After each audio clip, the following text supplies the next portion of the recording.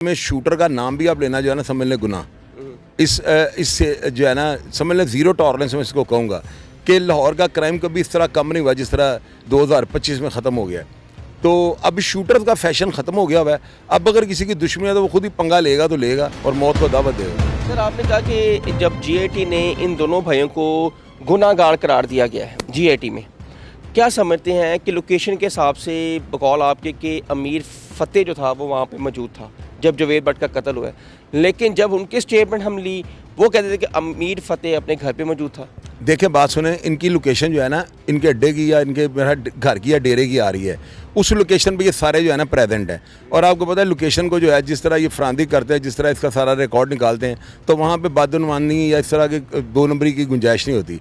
तो लोकेशन ये जाहिर कर रही हैं सब इकट्ठे थे। अब देखना यह है कि शूटर्स जो FIR में यानी कि जिन्होंने ये वाक़या किया है, अब उनका राब्ता क्या था और ये क्यों मीटिंग कर रहे थे पर नहीं, असल में इस चीज़ की वजह से जो है ना उसको गुनहगार लिखा और ये बहुत बड़ा एलिगेशन है। अच्छा, आपने जवेद भट्ट के साहबजादे का इंटरव्यू भी किया जो कि बहुत अच्छा इंटरव्यू था। वो कहते हैं कि मेरे जो वालिद के कत्ल के पीछे यही भाई हैं। जाहिर है कि मुद्दई कभी अपनी स्टेटमेंट से तो नहीं ना हिलता। अगर हम उसकी बात का उससे इख्तलाफ भी करें तो वो अपनी स्टेटमेंट से तो कभी नहीं बदलेगा। तो अब जाहिर है कि वो हमज़ार अगर ये स्टेटमेंट दी है और FIR के मुताबिक वो डटा हुआ है तो हालात उसके सामने होंगे। अब उसका मौक़िफ़ शाहिद जो इकट्ठे हुए हैं और जो मुलजिम है अगर ये गिरफ़्तार होता है तो इन तीनों के बयान की रोशनी में तफ्तीश होगी और वो बड़ी शफाफ होगी। हर चीज़ को वो बिल्कुल ज़ीरो कर लेंगे। अस्सलाम वालेकुम, मेरा नाम हसन शहबाज और आप देख रहे हैं डेली सोशल पाकिस्तान। मेरे साथ मौजूद है इस time senior crime analyst Shahid Chaudhary साहब। नाज़रीन, जवेद भट्ट के कत्ल का ये मरकज़ी जो मुलजिम है जिसमें अमीर मसब और अमीर फ़तेह और आरिफ भट्टी को गुनाहगार करार दिया गया है GIT ने। और आरिफ भट्टी इस टाइम इश्तिहारी है, वो मंजिल से आउट है, लेकिन जो अमीर मसब है उसने अपनी जो बेल कंफर्म हो गई, अब उनका ट्रायल चल रहा है और मीर फ़तेह आज अदालत में पेश होते हैं और उनकी अबूरी ज़मानत की नई तारीख मिल जाती है अमीर फ़तेह को। और आज हम देखेंगे कि आने वाला वक्त क्या अमीर फ़तेह को गिरफ़्तार कर लिया जाएगा जैसे कि GIT ने कहा है कि ये गुनाहगार हैं। इसकी सारी तफसील पूछेंगे और ये रुख क्या इख्तियार करने वाला ये केस। अस्सलाम वालेकुम। वालेकुम अस्सलाम। सर, जवेद भट्ट का मर्डर हुआ, उसके बाद अमीर मसब और अमीर फ़तेह को उस FIR में गुनाहगार करार दिया गया। उन्होंने कहा कि यही मुलव्विस है जवेद भट्ट के कत्ल में। अब अमीर मसब की बेल कंफर्म हो जाती है और अमीर फ़तेह आज अदालत में पेश होते हैं। उनकी जो अबूरी डेट है वो आगे एक्सटेंड कर दिया, अब 3 जनवरी को उन्हें मज़ीद पेश होना है। क्या देखते हैं आप? हसन भाई, पता है क्या 302 के मामला में जो है ना अदालत थोड़ा बहुत रिलीफ मुलजिम को देती है और ये टेक्निकल टैक्टिक्स होती हैं जिससे आप कभी वकील बदल लेते हैं, कभी आप मेडिकल पेश कर देते हैं, कभी आप जो होता है कोई और बहाना लगा देते हैं, कभी आप कोई ऐसी कोई रेमेडी जिससे आप डेट आपको मिल जाए। तो ये सारे वकला के जो है ना हरबे होते हैं, दाव पेच होते हैं, वो केस को जो है लटकाने के चक्कर में होते हैं, इंटरम को थोड़ा लंबा करने के चक्कर में होते हैं। लेकिन सेशन कोर्ट से जो है ना 302 की बेल हमेशा कैंसिल होती है। अच्छा, ये बात आप याद रखें। इन्होंने क्या टैक्टिक्स खेले कि आज वकालतनामा नया जमा करवा दिया उनके वकील ने? ये होता है ना हसन भाई, आप नया वकील करते हैं ना तो उसको प्रैक्टिस के लिए टाइम मिल जाता है। जज साहब जो है फौरी तौर पे फैसला तो सुना नहीं सकते। ज़ाहिर है कि वकील आज आपने नया किया है तो उसको टाइम तो चाहिए ना केस को स्टडी करने के लिए। इस बेस पे जो है ना कोर्ट रिलीफ दे देती है और वो मुलजिम का हक बनता है, इतना वो दे देती है और देना चाहिए। अच्छा सर, आप क्या समझते हैं कि अमीर मसब और अमीर फ़तेह और आरिफ भट्टी जो तीसरा बंदा है ये वाकई मौके पे मौजूद था? इनमें से दोनों भाइयों में से कौन मौके पे मौजूद था? पता है क्या, मसब का जो केस है ना वो तो ये था ना कि वो उसका तो FIR में नाम नहीं है, उसको वो मुल्क से बाहर था, उसकी जो है एली बाई वो साथ उसने अपनी रिकॉर्ड लगा दिया होगा कि मैं तो पाकिस्तान में मौजूद नहीं था। तो ये FIR जो है ना अमीर फ़तेह को मौके पर डाला हुआ है और साथ ही आरिफ भट्टी वगैरह जो शूटर थे इनके भी आगे जो नामालूम में इनको डाला हुआ है। तो इसमें ये चूँकि नामजद मुलज़म है तो नामजद मुलज़म जो है ना ये अपनी इंटरम तो ले लेता है, लेकिन जितनी देर तक ये पुलिस को कोई बयान नहीं देता उस बयान की रोशनी में पुलिस अपने शाहिद को देखते हुए इसको गुनहगार लिखती है, बेगुनाह लिखती है।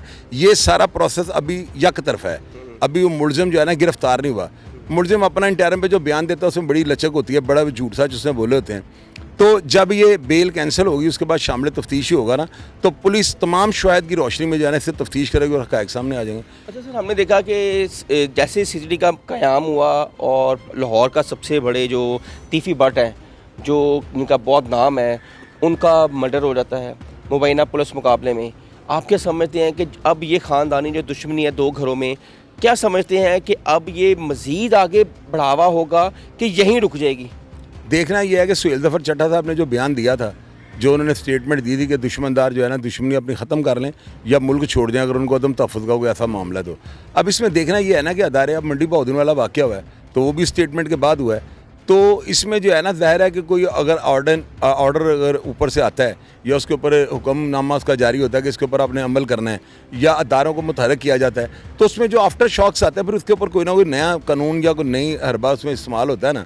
तो अभी मेरा ख्याल है जो लाहौर में तो शूटर ख़त्म हो गए हैं, अभी तो लाहौर में शूटर का नाम भी आप लेना जो है ना समझ लें गुनाह। इससे जो है ना समझ लें ज़ीरो टॉलरेंस में इसको कहूँगा कि लाहौर का क्राइम कभी इस तरह कम नहीं हुआ जिस तरह 2025 में ख़त्म हो गया है। तो अब शूटर का फैशन ख़त्म हो गया हुआ है।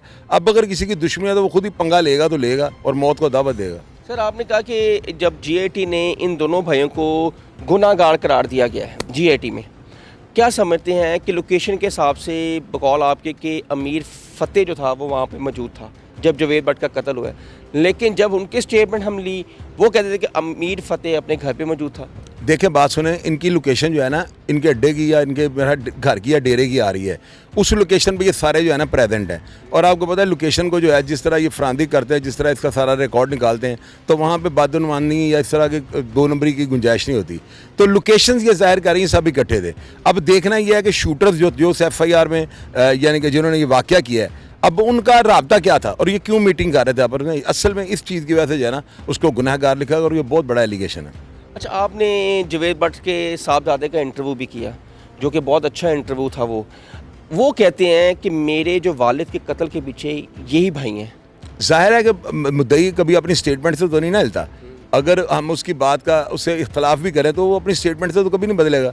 तो अब जाहिर है कि वो हम जाहिर है अगर ये स्टेटमेंट दी है और FIR के मुताबिक वो डटा हुआ है तो हालात उसके सामने होंगे।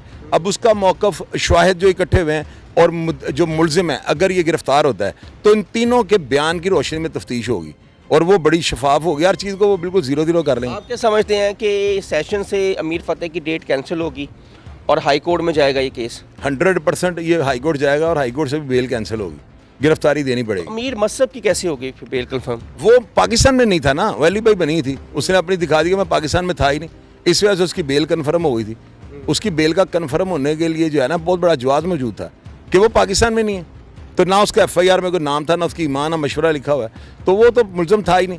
वो तो बस पुलिस वालों ने अगर अपनी FIR में कोई उसके शवाहिद मिले हैं तो उसके मुताबिक उसको गुनाहगार किया, उससे बेल ली और वो कन्फर्म हो गई। तो सब लाहौर में ये दो ख़ानदानों के इस टाइम सबसे बड़ी दुश्मनी है। क्या अदारे या पुलिस या कोई आला हुकाम बिठाकर इनकी सुलह नहीं करवा सकते? यार अदारों का काम सुलह करवाना तो नहीं है ना, अदारे तो अपने ये भी सुने वो हो जाती है ना। सुहेल शौकत भट्ट की और कैसर भट्ट फैमिली की हुई नहीं, लेकिन वो पुलिस ने थोड़ी करवाई है। जिन्होंने भी करवाई सर वो भी अपना रोल अदा करें। अदारों को जो है ना थोड़ा और सख्त गिरफ्त करनी चाहिए दुश्मनदारों पे, दुश्मनियों पे। सुलह खुद ही होनी शुरू हो जाएंगी, आप देख लीजिएगा। ये अदारे पाबंद नहीं कर सकते आप सुलह करें, लेकिन अदारे कानून को इतना सख्त कर दें कि दुश्मनी ख़त्म करनी पड़ेंगी लोगों को।